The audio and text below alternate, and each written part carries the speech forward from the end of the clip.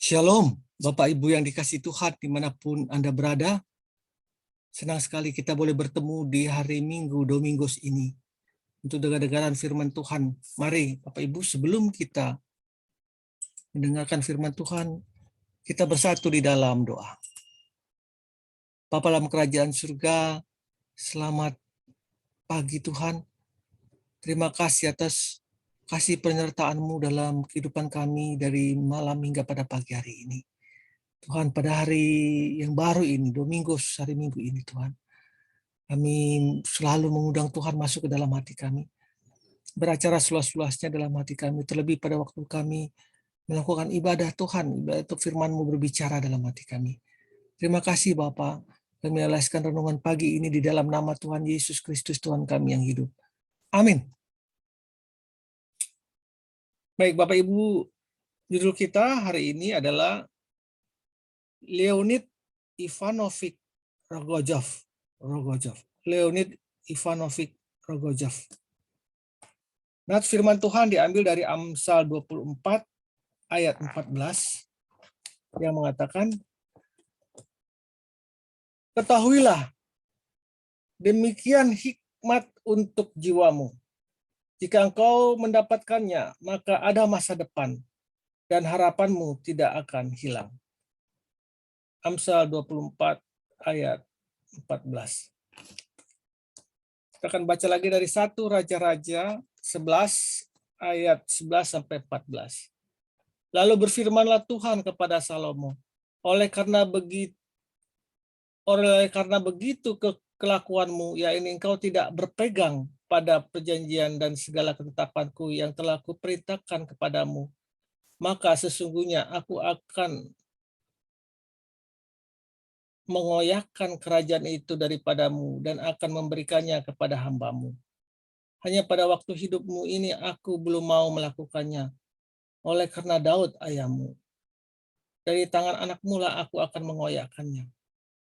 Namun demikian kerajaanmu tidak seluruhnya akan kukoyakkan daripadanya. Satu suku akan kuberikan kepada anakmu oleh karena hambaku Daud dan oleh karena Yerusalem yang telah kupilih. Demikianlah firman Tuhan. Pada September 1960, seorang dokter kelahiran Siberia diutus untuk bekerja dalam ekspedisi sebagai dokter solo di Antartika, tepatnya di stasiun Novolazarevskaya. Pada pagi hari tanggal 29 April 61, dokter yang berusia 27 tahun itu mengalami demam mendadak. Tubuhnya menjadi lemah, menggigil, dan ada rasa sakit yang luar biasa pada perut bawah bagian kanannya. Semua para perawat konservatif yang dilakukan tidak menolong. Semua perawatan yang dilakukan tidak menolong. Pada sore hari 30 April 61 keadaannya semakin parah. Ia pun mendiagnosis dirinya sendiri mengalami usus buntu yang sudah akut. Pada saat cuaca di tempat tinggalnya sedang buruk dan tidak ada pesawat di daerah itu yang bisa mengantarnya berobat, sedangkan ia adalah satu-satunya dokter di sana. Untuk bisa menyelamatkan hidupnya sendiri adalah dia harus melakukan operasi di tempat segera mungkin. Tetapi tidak ada dokter yang bisa mengoperasikan dirinya kecuali dia sendiri. Akhirnya dia pun melakukan tindakan yang sangat nekat sehingga namanya menjadi terkenal di seluruh dunia. Dia mengoperasikan dirinya sendiri hanya dengan bantuan seorang supir dan meteorologis. Operasi berlangsung selama 1 jam 45 menit dan dalam waktu seminggu tubuhnya kembali normal serta jahitan di perut kanannya pun menghilang. Dia sehat kembali dan bekerja seperti biasanya 2 minggu kemudian. Hidupnya terus berlangsung sampai pada kematiannya 21 September tahun 2000 karena kanker perut.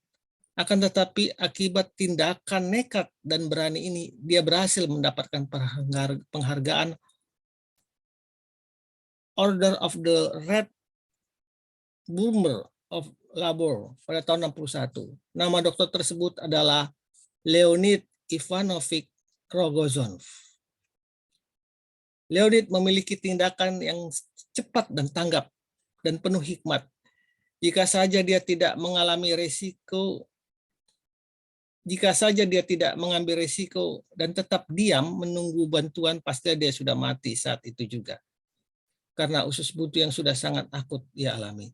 Namun Tuhan memberikan kepadanya hikmat untuk mengambil keputusan yang tepat dan penuh keberanian, yaitu mengoperasikan dirinya sendiri. Sesungguhnya firman Tuhan mengatakan kepada kita pada pagi hari ini bahwa setiap kita Tuhan telah berikan akal budi untuk bertindak dengan tepat dan benar. Dia ingin agar kita bisa memiliki hikmat untuk melakukan segala sesuatu sesuai dengan kehendak-Nya.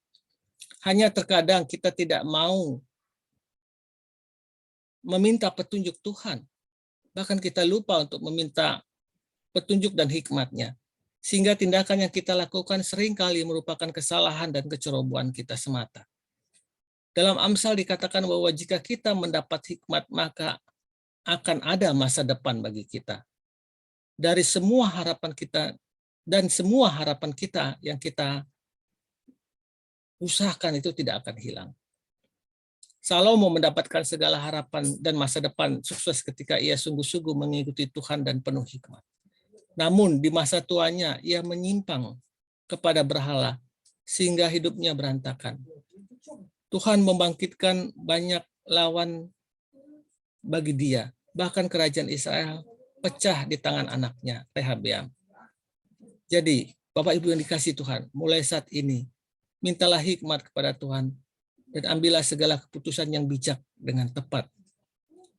Kita meminta kepada Tuhan agar kita diajarkan untuk bertindak dengan hikmat, tidak ragu-ragu dan mengambil keputusan yang terbaik sesuai dengan petunjuk Tuhan. Dalam nama Tuhan Yesus, aku memohon ya Tuhan. Hikmat menuntun kepada hidup yang berpengharapan, namun kebodohan membuat kita tidak maju ke depan.